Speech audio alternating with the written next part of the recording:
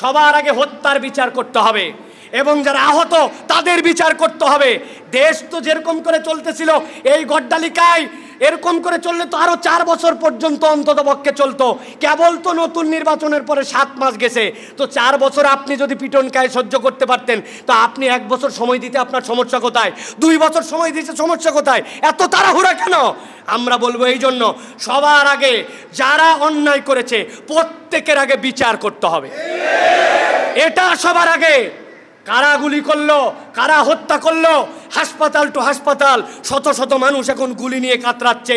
আমাদের কাছে কি পুরো তালিকা হয়েছে যে কারা আহত, কারা শহীদ হয়েছেন?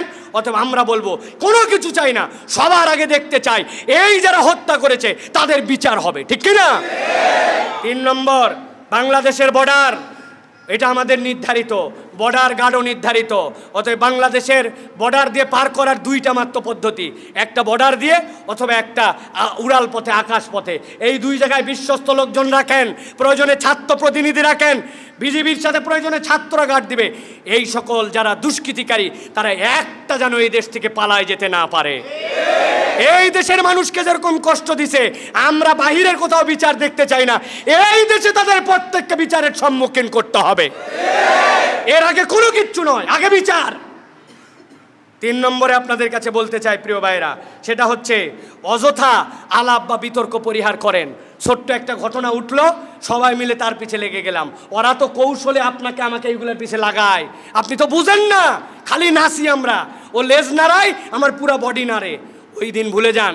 ফেসবুকে একটা আলাপ উঠলো, উমুকে একটা কথা বললো, আপনি তার পিছে লেগে গেলেন, তার পিছে দৌড়াতে শুরু করলেন। না, হুজুগে লাফাবেন না, যে কোনো প্রসঙ্গে কথা বলবেন না। আর রাজনীতিবিদ যারা আস্তে কথা বলেন, সব কথা এত তাড়াতাড়ি বলে ফেলেন না, বুঝে সুঝে কথা বলেন। এখন খালি হাসপাতাল হাসপাতাল যান আর ওই আহতদের খবর নেন, নিহতদের পরিবারে যায় সহানুভূতি দেন আর ওই ছবি ছাড়েন, বাকি আলাপ বাদ দেন। 1 মাস যায় নাই, এখনই মনে হচ্ছে আমাদের রক্তের দাগ শুকায় যাচ্ছে। অথচ আমরা হাসপাতাল টু হাসপাতালে গেলে হাজার হাজার লোকের চোখ নাই, হাজার হাজার লোকের গায়ের পশম নাই, হাজার হাজার লোকের মধ্যে গুলি নিয়ে ঘুরে বেড়াচ্ছে, এইগুলার কোনো খবর নাই। আপনারা উল্টাপাল্টা আলাপ করছেন, অথচ উল্টাপাল্টা আলাপ বাদ দেন। এই পরিবর্তিত বাংলাদেশে আমরা অনেক বিষয় দেখেছি। এর মধ্যে আমরা দেখছি এই দেশকে সুস্থির থাকতে না দেওয়ার জন্য নানান ধরনের ষড়যন্ত্র যেন সমুদ্রের স্রোতের মতো একের পরে এক আমাদের উপরে আছড়িয়ে পড়তেছে। দেখছেন না আপনারা? কখনো ডাক্তারদের মধ্যে অশান্তি, কখনো আনসারদের মধ্যে অশান্তি, কখনো অমুকের মধ্যে অশান্তি। এই অশান্তির বেড়াজাল আমাদের মধ্যে আসতেছে। এটা আসবে, সবর করতে হবে, এটা ঠিক হবে। 17 বছর নয়, বরং 50 বছরের এই দেশের জঞ্জাল এত দ্রুত রিমুভ করা সম্ভব নয়, এটা আস্তে আস্তে হবে। তবে কতকগুলা খাত নিয়ে আমাদের দেশের কতকগুলা মানুষ নিষ্ঠুরতম চিন্তা চেতনা করতেছেন। এর মধ্যে অন্যতম একটা হচ্ছে আমাদের গার্মেন্টস সেক্টর। আপনারা জানেন, আমরা যদিও ম্যানুফ্যাকচারার, মানে অন্য দেশ থেকে আমরা বিভিন্ন কিছু নিয়ে আসি, তুলা নিয়ে আসি, কাপড় নিয়ে আসি, জিপ নিয়ে আসি, বোতাম নিয়ে আসি, কিন্তু আমরা এটা বানায়ে পুরা পৃথিবীতে আমাদের অবস্থানকে পরিষ্কার করেছি। এর মধ্যে কতক মানুষজন হাত দিতে চাচ্ছেন, ষড়যন্ত্রের মধ্যে আমাদেরও কতকগুলো মানুষ পড়ে যাচ্ছেন, কিন্তু তারা জানেন না এই সেক্টরে যদি অস্থিরতা হয়, এই দেশের 30 লক্ষ মানুষ সরাসরি এর সাথে সম্পৃক্ত, এই দেশের 7 কোটি পরিবার এর সাথে জড়িত, এই দেশের অর্থনীতি এর সাথে জড়িত। সুতরাং হঠকারী সিদ্ধান্তে, নিজেদের গায়ের জোরের সিদ্ধান্তে, অন্যায্য দাবির সিদ্ধান্ত যদি আমরা এখানে চাপায় দেই, তাহলে ক্ষতিটা কারো হবে না, এই ক্ষতিটা আমরা আমাদের নিজেদের পায়ে কুড়াল মারব। অথবা আমি বলবো, শ্রমিক, মালিক, প্রশাসন, দাবি দাওয়ালারা সবাই সতর্ক হন, কেউ যেন কারো খপ্পরে পড়ে আমরা এই সকল বিষয়ের মধ্যে জড়িত হয়ে আমাদের দেশের অর্থনীতিকে বিপন্ন না করি। আর আপনারা জানেন, মিডিয়া আজকে ভিন্ন সুরে কথা বলে, কিন্তু আমরা দেখেছি মাত্র আজকের থেকে 31 দিন আগে ওরা কোন সুরে কথা বলতো, ঠিক না ভাই? হুজুর দেখলে ওদের গায়ের গন্ধ লাগে, আলেম ওলামাদের গায়ের গন্ধ লাগে। ওরা সব সময় স্বৈরাচার এবং সব সময় পাপাচারীদেরকে সমর্থন করেছে। তারা নিজেদের সই দিয়ে দিয়ে এইগুলার আন্দোলনের বিপক্ষে, যারা মারা গেছে তাদের বিপক্ষে অবস্থান নিয়েছিল। আজকে আপনি কি মনে করতেছেন 31 দিনের মধ্যেই পরিবর্তন হয়েছে?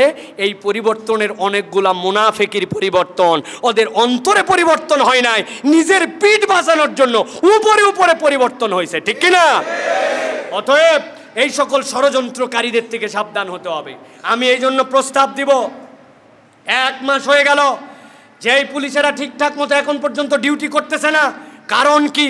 তাদের মধ্যে সত্যি সত্যি কতক মানুষ ছিল যারা নরপশুর থেকে নিচে চলে গিয়েছিল, যারা হত্যায় কেবল করে নাই, লাশকে পুড়িয়ে দিয়েছে, চোখে মুখে অজস্র গুলি করেছে, হাজার হাজার লোককে দেশে অস্থির করে দিয়েছে।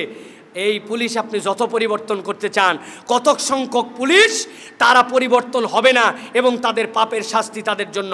এই জন্য বলবো, আপনাদের কিসে বাধা দেয়? অতি দ্রুত সময়ে 50,000 পুলিশ নিয়োগের ঘোষণা দেন, যেখানে দেশপ্রেমিক, সুনাগরিক, চরিত্রবান এই মানদণ্ডে পুলিশ নেওয়া হবে। 3 মাসের প্রাইমারি ট্রেনিং দেন প্রয়োজনে, এরপরে ধারাবাহিকভাবে তাদেরকে ট্রেনিং দেওয়ান। কেননা প্রশাসনকে যদি ঠিকঠাক মতো চালাতে হয় তাহলে পুলিশের কার্যক্রমকে ঠিক মতো রাখতে হবে। আর ন্যায় এবং সুন্দর পুলিশ ছাড়া এই দেশকে পরিবর্তন করা সম্ভব নয়, ঠিক কিনা?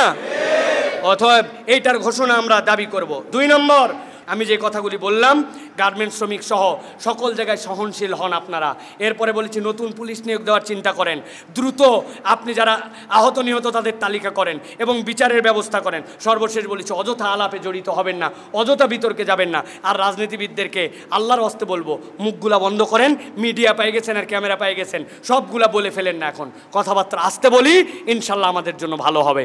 কোনো বন্ধুর সাথে দেখা হলে অনেক সময় আমাদের অনেক কিছু খাওয়ায়, কিন্তু আমি তো জানি না তার উক্ত টাকাটা হালাল কিনা, তবে সেই টাকার জিনিসপত্র খাওয়া যাবে কিনা। প্রিয় ভাইয়েরা, এখানে একটি বিষয় হচ্ছে, একটা মানুষের কামাই হালাল কিনা এটা আপনার সন্দেহ, কিন্তু হারাম কিনা এটা কি আপনি নিশ্চিত?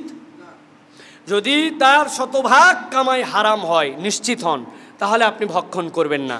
কিন্তু তার এরকম কিছু কামাই আপনি জানেন যে হারাম, আবার এমন কিছু কামাই আছে তার হালাল, তারপরেও সে যদি দাওয়াত দেয় আপনাকে হোসনে জন নিয়ে সেখানে আপনি খেতে পারবেন, কেননা তার সমুদয় কামাই হারাম নয়। আর সেখানে আপনার বন্ধু আপনাকে খাওয়ায়, তারটা হালাল না হারাম আপনি সোর্সই জানেন না, তাহলে আপনার কেমন করে সেখানে আপনি অ্যাভয়েড করবেন? প্রিয় ভাইয়েরা, সুতরাং আপনি তাকওয়ার পথে থাকবেন, আপনি তাকওয়াকে অবলম্বন হিসাবে মানবেন, কিন্তু সন্দেহের বশবর্তী হয়ে কেউ আপনাকে হারাম খাওয়াচ্ছে এইটা নেবেন না, এটা কখনো চিন্তার মধ্যে নেবেন না। একটা উসুল বলি আপনাদেরকে, আসরের ওয়াক্ত হয়ে গেছে, আমি ভাবতেছি আমার কি ওযু আছে না নাই। শরীয়তের বিধান কি?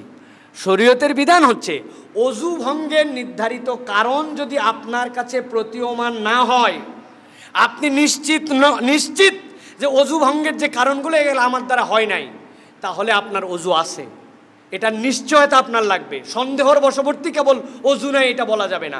আপনি যদি নিশ্চিত হন ওযু ভঙ্গের যেগুলো কারণ, এর একটা তো ঘটে গেছে, তাহলে ওযু নাই, কিন্তু সন্দেহ করে ওযু ভঙ্গের কারণ হয়েছে কি হয় নাই নেওয়া যাবে না, তাহলে ওযুর পক্ষে থাকতে হবে। তাহলে আপনার বন্ধুর হালাল কামাই আছে, আপনি খালি সন্দেহ করে বলতেছেন হালাল খাওয়ালো নাকি আমাকে হারাম খাওয়ালো, তাহলে এটা আপনার জন্য সন্দেহ হলো। এই সন্দেহ করাটা আল্লাহ রাব্বুল আলামিন পছন্দ করেন না। কোরআনুল কারীমে আল্লাহ এটা নিষেধ করেছেন, ইন্না বা'দাজ যন্নি ইসম। আল্লাহ বলছেন কতেক সন্দেহ তোমাদের জন্য গুনাহ, অথবা আপনি সন্দেহ করবেন না। তবে নিশ্চিত যদি হন যে হারামই আপনাকে খাওয়াচ্ছে, সেটা তো কখনো আমি নিতেই পারি না। আশা করি আপনার উত্তর পেয়েছেন প্রিয় ভাইয়েরা।